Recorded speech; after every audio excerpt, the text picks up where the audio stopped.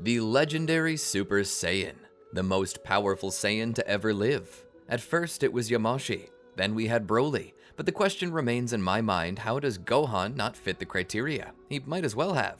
Considering his tendency for anger, his crash-out power boosts, and the ease of which he seems to gain higher transformations, it's a mystery to me how he didn't end up being the Legendary Super Saiyan, narratively speaking. I'd assume it's because the Legendary Super Saiyan wasn't originally Toriyama's plan, so in a way, one might say Gohan is a Legendary Super Saiyan. But instead, I want to visit a world where Gohan was just like Kale and Broly. A world where Gohan's true potential is unbounded. Welcome to the Amagi. Only 25% of our viewers are subscribed, so if you're a fan of the video, please like and double check if you are subscribed. And with that out of the way, let's get into the video. Such a happy and contented boy. Gohan's life started out so peaceful. Born in what some might call the sticks, our bestest boy who wears the 4-star Dragon Ball upon his head was never afforded the same attention that any other Saiyan might if it had been born on planet Vegeta.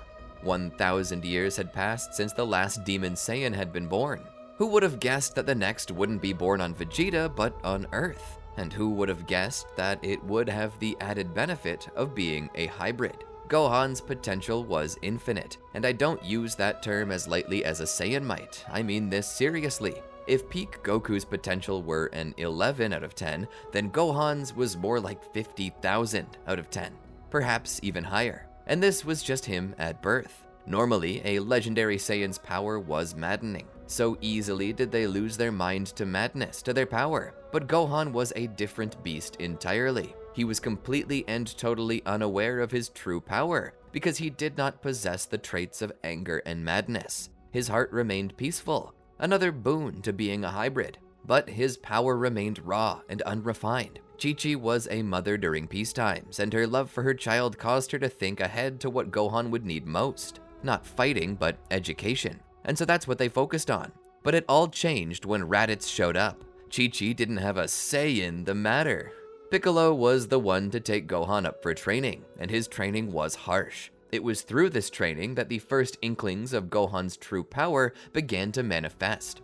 It all started when Gohan stared a little too longingly into the full moon and became a great ape for the first time. Gohan's power rose so quickly that Piccolo could not sense the end of it. There had never been a power that Piccolo had ever sensed that even came close to comparing to it. The best he could do was destroy the moon to force the great ape transformation to give. As soon as it did, he severed Gohan's tail. Piccolo was certain that the power of the tail would be more than enough to handle the Saiyans when they came. But the lack of control that Gohan possessed in the form made him nothing more than a nuisance to not only his allies, but potentially the whole world. And for that purpose, he removed the tail in hopes that he could coax out at least a fraction of that power, knowing it would be enough to defeat the Saiyans, but nothing more than that. After all, Piccolo was well aware that one day he may be the one fighting Gohan, and he didn't want Gohan's power to exceed what he could control. And so he moved carefully with training to make use of Gohan's powers. But as they continued, Piccolo began to grow attached to the boy. The boy's power was so incredible, and even without Piccolo's help, he was making leaps and bounds by himself. At this point, he was already stronger than Piccolo and Goku put together. Far stronger than Raditz, yet he maintained a peaceful and kind outlook, and even offered care and kindness to Piccolo. His joy was contagious, and slowly Piccolo's priorities began to change as he began to consider that maybe there was something more to life than fighting, killing, conquering, and possessing. But this wouldn't last long. The year was up and it was time to fight the Saiyans. Already Yamcha had been killed. Having absolutely destroyed a Cyberman in battle, his luck ran out when he made the mistake of turning his back on a dishonorable opponent, which resulted in his demise. Chaozu was next, giving his life in an attempt to kill Nappa, but failing. And an angry Tien, having only one arm left after taking an attack he wasn't ready for, poured every last bit of power he had into his attacks to kill Nappa, but failed. The tensions were high, and Gohan, terrified, found himself freezing when he was to become the spearhead. Having forgotten everything, his brain began to overthink and essentially crash his whole system. This left him weak and open to attack by Nappa. Nappa attempted to finish Gohan off, but before he could, Piccolo jumped in the way and took the fatal blow. As Piccolo lay dying, Gohan couldn't help but blame himself. Piccolo, however, did not. He told Gohan that he wasn't weak, he was emotional, and that Gohan's heart was and always would be his greatest strength.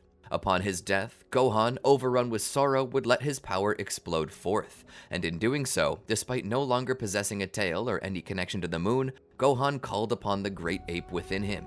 Without even transforming, his irises began to burn a primal amber. His aura flared to life emerald green.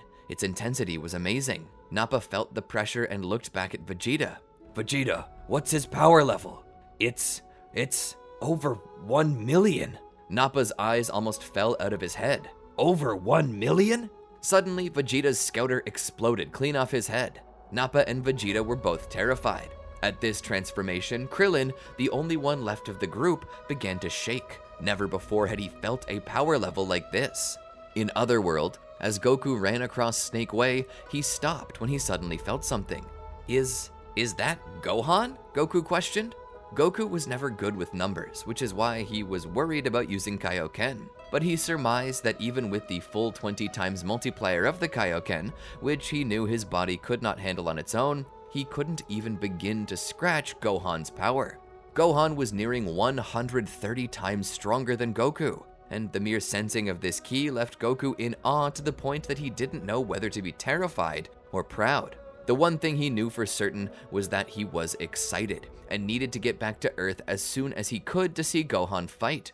Back on Earth, Gohan drew closer to Nappa and Vegeta. Vegeta spoke. "Nappa, we need to leave this place, now!" I think you're right, Vegeta. Even with our great ape transformations and our combined power, we could never begin to touch this. Vegeta, you don't suppose the boy is the legendary Super Saiyan? Vegeta said, visiting Nappa's sentence. I have no doubt, Nappa. We're standing before the very demon Saiyan who destroyed our people all those years ago. Taking to the air to disengage from Gohan, the two began slowly pulling away, only for Gohan to rage and chase them down. Getting a hold of Nappa first, he brought him to the ground. Vegeta, help me, he cried out between the strikes that were slowly destroying his organs, rupturing them one by one. Help yourself, I'm done. Vegeta!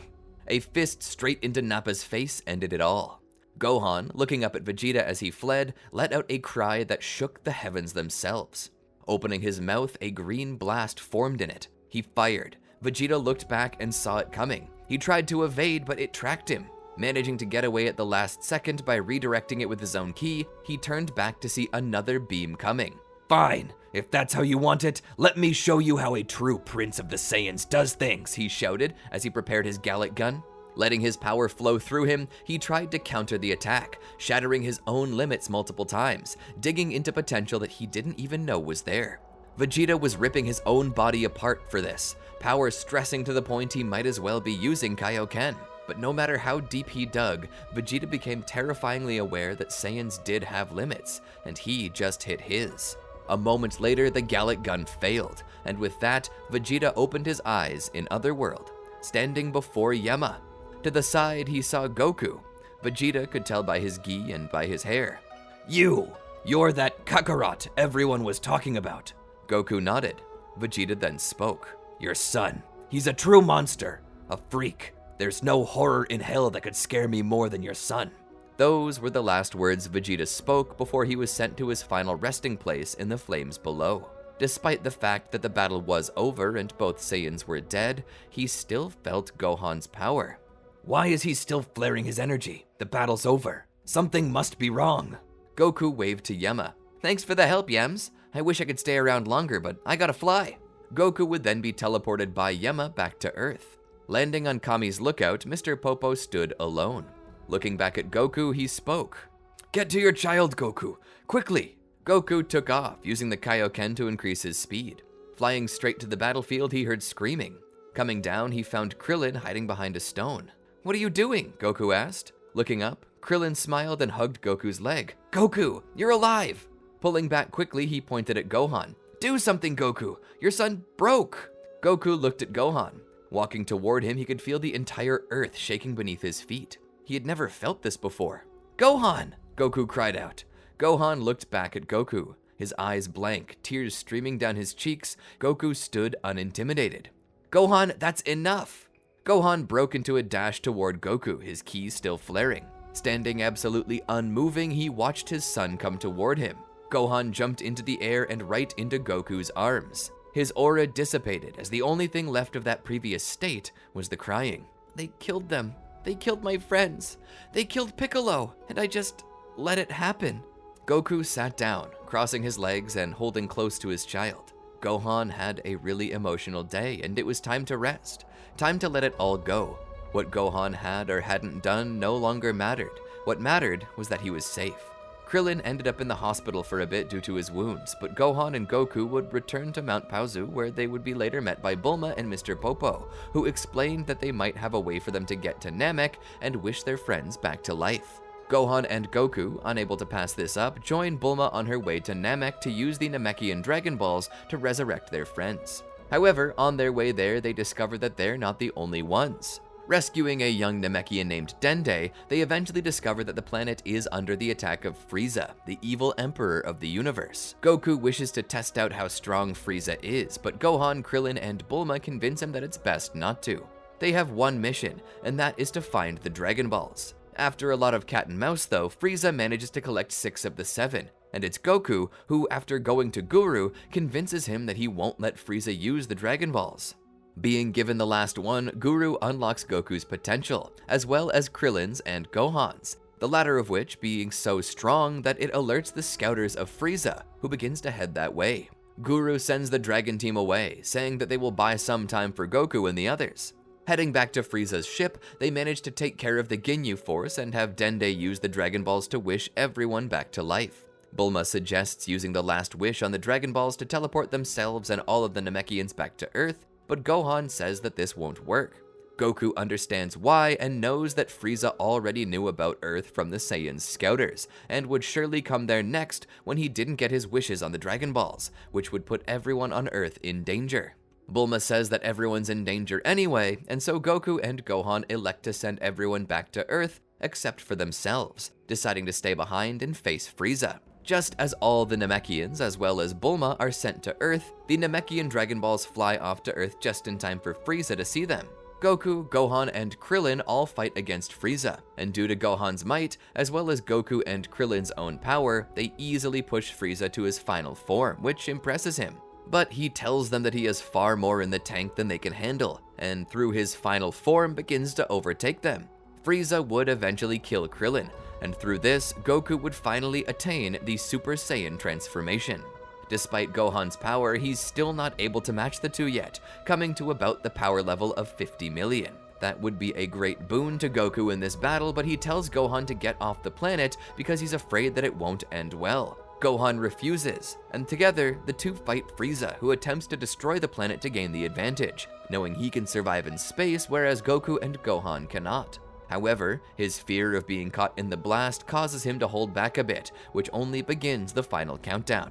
Gohan and Goku fight Frieza into a corner and manage to kill him. Together, they escape just in time. Landing on planet Yardrat, they have to admit they're a little lost. The explosion of Namek threw them off course, and with the help of the Yardrat, they find where Earth is located. However, that's not all that they discover. The Yardrat can tell that Gohan is strong, yet uncontrolled. When Goku asks how, they admit to having various mental powers, and volunteer to train them both in their ways to control their emotions better. Gohan agrees to this, and so together the two train. From this, Goku and Gohan both learn instant transmission, and Gohan's control over his ki and emotions helps him to tap into his wrathful state without losing his mind. The same is true for Goku and his Super Saiyan form. The two spar and train together, and through pushing each other to their max, their strength increases by leaps and bounds, and Goku is amazed to find that Gohan, in only his wrathful state, is already 5 times stronger than himself, who is using the Super Saiyan transformation. He tells Gohan that he wonders how strong the boy might get if he were to go Super Saiyan as well. Gohan laughs it off, saying that he's not sure he could, but Goku tells him that he thinks that out of everyone, Gohan might be able to handle it best, and so they begin to head toward Earth. It's then that Goku and Gohan sense that Frieza is still alive and has beaten them there. Abandoning Kami's ship, they teleport there with instant transmission, where Gohan, in only his wrathful state, kills Frieza as though it were nothing, with King Cold being just as easily obliterated by Goku. Everyone is happy to have Goku back again. Piccolo shows up and compliments Gohan on his growth, saying he's never sensed a power level so high, and that he will need to train hard if he wants to get close. And for a time, everything is going fine. Peace returns, but Goku begins to complain of chest pains, and one day, while training with Gohan, he keels over, having symptoms similar to that of a heart attack. They take Goku to the hospital, but they can't make heads or tails of what's wrong with him. Bulma eventually transports him to Capsule Corp, as she's the only one who has properly studied Saiyan biology, and is the only one who could help Goku. She detects an irregularity in his heart and tests it. Finding it to be an unknown virus, she locks him down in a quarantine ward while testing Gohan and Chi-Chi for the same thing. Thankfully, they come back negative, but the news is not great for Goku. His immune system is failing to fight off the virus, and even when antibiotics are introduced, nothing works. Goku would be given the prognosis and given time with his family. Despite the fact that he's supposed to be in quarantine, Gohan and Chi-Chi remove their masks and gloves, saying that if they have to say goodbye to Goku again, they want to actually be able to touch him, to bring him some comfort before he goes. Despite protesting to this, Bulma allows it, knowing that it's probably for the best. All the while, she continues working on a vaccine for this disease, just in case it ever becomes a contagion. She manages to actually complete something, but by the time she's ready to present it, Goku has passed away. Gohan is heartbroken. Life goes back to normal for a little longer, Gohan continuing his study while also training with Piccolo every so often to keep Goku's memory alive. Chi-Chi would normally have nothing of this, but because she knows Gohan misses his father, she allows it. She just can't say no to her grieving son. However, on May 12th, on an island 9 miles southwest of South City, an attack begins. Piccolo, Gohan, and the Z-Fighters go to face the new threat, where they meet androids 19 and 20. A fight breaks out, and despite Gohan not wanting to kill, he is forced to do so to stop the androids from killing anyone. Everything seems okay for a time, but unknown to Gohan, something else was cooking below the surface. Jiro had a secret lab that went undetected, and in the center of it, a small larval creature was being born. 4 years after the attack of androids 19 and 20, Gohan is now 14 and is in 9th grade, the third and final year of junior high in Orange City. He's looking to graduate from his class as valedictorian, much to Chi-Chi's delight. The only other person in class that even comes close to him in smarts is a young girl named Videl Satan. And Satan she is. She's rather rough around the edges, a martial artist in her own rights, the daughter of the world martial arts champion, Hercule Satan. She develops a sort of rivalry with Gohan on an academic level, not viewing him as more than a big brain. But as they're going home one day, they're attracted to the sound of a rather large explosion. The two race to the scene to find a strange monster, tall and green, with wings and an impressive jawline. The creature, able to sense power levels, turns to see Gohan and smiles. Without a word, he rushes at Gohan, who pushes Videl out of the way and raises his arms to defend himself. Gohan activates his wrathful state to increase his power. Cell, however, surprises Gohan when his eyes also turn amber. Gohan tries to box Cell, sensing the difference in their power levels. "What are you?" Gohan demands to know. "I'm everything anything could ever be. Perfection incarnate." Videl comes in to kick Cell in the back of the neck, but Cell barely feels it and knocks her away easily. Enraged by this, Gohan's power level increases and he begins to push Cell back for a moment. But a moment later, Cell turns Super Saiyan and begins to mercilessly beat Gohan down. At about that time, Piccolo shows up and attempts to help Gohan, but realizes that he can't. Piccolo curses, saying that if only they had just a little more time, maybe they'd be able to beat Cell. This catches the monster's attention. "You mean to say if I gave you a little more time, you could become stronger than you are now?" Piccolo and Gohan are a bit confused by this strange display of excitement. Piccolo affirms this. "Yeah?" Cell claps his hands. "Excellent. Then how about this? I will give you 1 week to train. That should be enough to get at least a little stronger. Then you will come and face me again.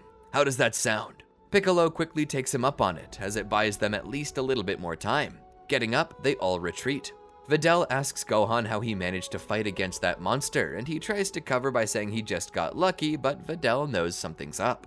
Piccolo says that they need to train for the monster and pulls Gohan away before he can embarrass himself more in front of the girl. Videl also decides that she will train for Cell, and heads back to her father's dojo to tell him all about it. Meanwhile, Piccolo flies to Kami's lookout with Gohan, the only place they could think to go. Despite having not been there in years and having left on bad terms with Kami, Kami receives them both graciously. Piccolo explains to Kami what's going on and mentions that they will need the hyperbolic time chamber to train, and Kami agrees, but knowing the threat, he proposes one last thing to Piccolo. "Fuse with me," Piccolo declares in surprise. "We can't do that. If you and I fuse, then the Dragon Balls will go inert permanently." Kami nods. "Indeed, but when a new Guardian of Earth arises, they can be brought back, and it just so happens that I've been looking for one, and I think I have a good candidate." It's at that time that Dende appears, saying that Mr. Popo brought him to Earth under Kami's request to become the Guardian in training. Gohan is so happy to see his old friend, and they do a bit of catching up while Kami and Piccolo fuse. After this, Piccolo tells Gohan to say goodbye to his friend and to enter the time chamber. Within, the two plan to stretch a week's worth of training into a year. They spend that entire year pushing themselves to their limits, and both Gohan and Piccolo grow stronger. But Gohan outpaces Piccolo by leaps and bounds. Gohan further states that he wishes to become a Super Saiyan like his father, but says he doesn't know how. Piccolo says he asked Goku about it once, and he said it was all in how one got angry, and told Gohan to imagine Cell killing his friends. But his imagination simply wasn't vivid enough for it, and in the end, they exited the chamber without Gohan achieving Super Saiyan. They spent the rest of their time waiting to face Cell, and on the day they were told to meet with Cell, they found that he had built an arena in the center of Orange City. There, Gohan saw Mr. Satan and Videl waiting. "Videl, what are you doing here?" he asked her. "I came to kick Cell's ass. What did you come here for, Gohan?" she asked sarcastically. Mr. Satan patted both of their shoulders. "No need for either of you kids to get involved. Let the champ handle this terrorist bastard." Cell stands there, his gaze fixed on Gohan with an excited yet sadistic smile. Mr. Satan tells Cell not to lose his focus or he'll die, and begins attacking Cell, but Cell doesn't even flinch, merely staring into Gohan, through Gohan, anticipating the main event. "I can't wait to kill you. I'll devour you, add your power to my own, and then I'll be absolutely perfect," he said. Tiring of Mr. Satan, Cell backslaps him into a building. "Come up here, Gohan," Cell said. Gohan steps into the ring. "Please tell me you've grown stronger since we last met." Gohan immediately powers up into his wrathful state. Cell's smile disappears. "Don't tell me this is it. Where's Super Saiyan?" "I couldn't unlock it," Gohan says. "I gave you a week and you wasted it. You wasted my time, my effort. You are a waste and a disappointment, not only to me, but to your friends and to your late father." Knocking Cell down, he hears Videl jump up on the stage behind him. As she goes to kick him, he raises his arm, causing her leg to snap at the shin. Videl screams as Gohan cries out her name. Cell then looks down at her before smiling. "Oh, is she someone special to you?" He lifts Videl up by the nape of her shirt. "This girl means something to you, Gohan." "Put her down!" Gohan screams. Cell then speaks. "It's a shame, Gohan. A shame that you do not have the power to protect anything. Not your friends, your family, not your little girlfriend here either." Cell takes his fist and punches a hole straight through Videl's stomach. She can't even cry out due to the intensity of the pain. Tossing her to Mr. Satan, the champ catches his daughter in a panic. Cell speaks. "Next time, keep your dogs on a leash." Gohan screams in rage, and at that moment the skies darken as lightning strikes around him. Cell watches with absolute pleasure, knowing that he has achieved exactly what he wanted. With one last scream, Gohan transforms, his body having swollen with ki, his hair gone golden, and his eyes blank. Cell activates his own Super Saiyan and laughs. "See, Gohan, you were capable of it. Too bad it's too late to impress me." Gohan rushes forward to begin to fight with Cell as Piccolo rushes to Videl and force feeds her a Senzu Bean. This heals her wounds, waking her up again. "How?" Mr. Satan questions, but Piccolo doesn't even grace him with an answer. He merely continues to watch Gohan and Cell fight. As they fight, Gohan continues his assault, but Cell remains in control and continues to dance around him. It becomes obvious to Piccolo the truth. Gohan is indeed stronger than Cell is right now, but he's not in control. He can't land a single blow. Cell then decides he's had enough of this, finding Gohan to be a bit too weak for him. Cell then activates a new form himself, which causes his aura to go green and his muscles to bulge. His eyes go blank. "Don't tell me that's all you have, Gohan." They continue brawling, but it's now obvious that Cell has the advantage. Cell and Gohan fly into the air where they continue their fight. As Gohan seems to be running out of steam, Cell readies his Kamehameha. Gohan readies an angry, gigantic roar, and the two beams struggle against each other for a moment. But Cell takes over and overpowers Gohan. Gohan attempts to dodge, but still gets struck. He hits the ground. Videl cries out for him, "Gohan!" Gohan manages to sit up, but looks down to notice that he'd lost an arm to that attack. Cell mockingly laughs at Gohan. "Look at you, the broken toy. I grow tired of this, Gohan. Is that the last of your power?" Gohan stands, and with his rage growing at his wound, he breaks into his full-powered state, his true Legendary Super Saiyan form. Once more, he attacks Cell, but now without one of his arms, and his power has fallen dramatically. There's little to no chance he can win. Cell brutalizes Gohan, leaving him on the ground unconscious. As Gohan lays there, Cell prepares to fire off another Kamehameha, one strong enough not only to kill Gohan, but to annihilate the whole galaxy. As Gohan lays there, Goku appears to him in his unconscious mind and tells him he cannot let Cell win. He reminds Gohan that he has and always will be proud of him, and tells Gohan that all he needs to do is remember their training and everything they learned on Yardrat. And as Gohan opens his eyes again, he takes a deep breath. He condenses his power down to a more manageable form, his hair remaining green and spiked. Standing up, he checks his arm to see he's still bleeding. He doesn't have long left to fight, so he needs to finish this now. Looking up, he sees Cell charging a Kamehameha, so Gohan does the same. Charging in his one good hand, he silently prays for strength. Behind him, the spirit of Goku appears to cheer him on.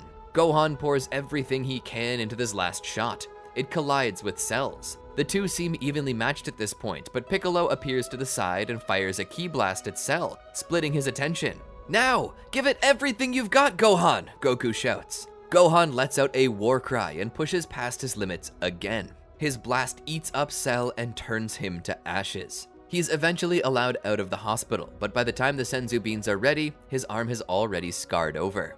Videl asks Gohan what happened and how he transformed. Gohan decides he owes an answer to the champ and to Videl, and reveals his lineage, what he is, and what he's seen. At first, Mr. Satan doesn't believe it, but Videl does. She knows Gohan is no liar and trusts him. 3 years pass and the two are now in high school. She wears Gohan's class ring on her finger and his varsity jacket. It's clear that these two are really into each other. Hercule offers Gohan a big check to pay him back for everything he did with Cell, and decides to put him through college, much to Chi-Chi's surprising gratitude. But things don't stay peaceful forever. As Gohan watches Videl and Mr. Satan during the World Martial Arts Tournament, they're attacked by strange men with strange powers.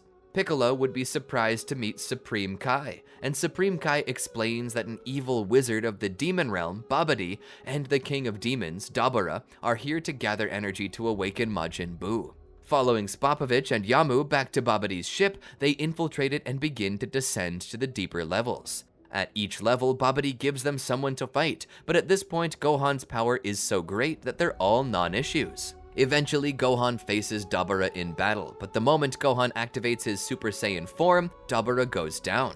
With no one left to defend him, Babidi attempts to escape with Majin Buu's orb, but is stopped by the Supreme Kai. He cuts down Babidi and decides to take Majin Buu's orb somewhere it can never be found. He thanks Goku and Piccolo for their help and wishes them a good life before disappearing with Kibito and Buu. Gohan and Piccolo return to the martial arts tournament where they watch Mr. Satan win once more. After this, pretty much nothing else occurs. The world is safe, and after high school, Gohan begins attending a prestigious college under Mr. Satan's recommendation. During this time, Gohan and Videl marry and give birth to their firstborn daughter, Pan. But while everything seems alright now, in the vastness of space, dark forces begin to gather. A past long forgotten, and a dark future yet to be seen. It all awaits Gohan and his family. The only question is, are they ready for it? And that's where I'd like to call it for now. Condensing the entirety of Dragon Ball Z into about 30-ish minutes is a pretty tough task, but I must admit, I really enjoyed being able to make this story. I love Gohan. and there are so many things I could do with him as a character, but one of the things I always said should have happened is that Gohan still loses an arm while fighting Cell. People think I'm crazy, but narratively speaking, it almost did happen. We see his arm dangling there during the Cell games as he's doing the one-handed father-son Kamehameha. Considering that future Gohan lost an arm and Goku still died in the present, the loss of Gohan's arm would have said that the future may very well be immutable, and that nothing you do in the past can change it. That would have set tensions for the Buu saga high, and would have made for an interesting main character. How often do you see a one-armed alien high school student as the main character of a series? It would have rocked. Maybe Toriyama planned for this, but Shueisha nixed it. I don't know. But anyway, what did you think of the video? Did you like it? If so, let us know in the comments below. Don't be afraid to like and subscribe too. It'll show us that you really liked the story. And if this story gets enough love, maybe we'll continue it. Everyone knows that Dragon Ball doesn't end at Z, so if you give this video enough love, maybe we'll see how far it can go. And be sure to check out this other video from our channel. Anyway, until next time, peace out.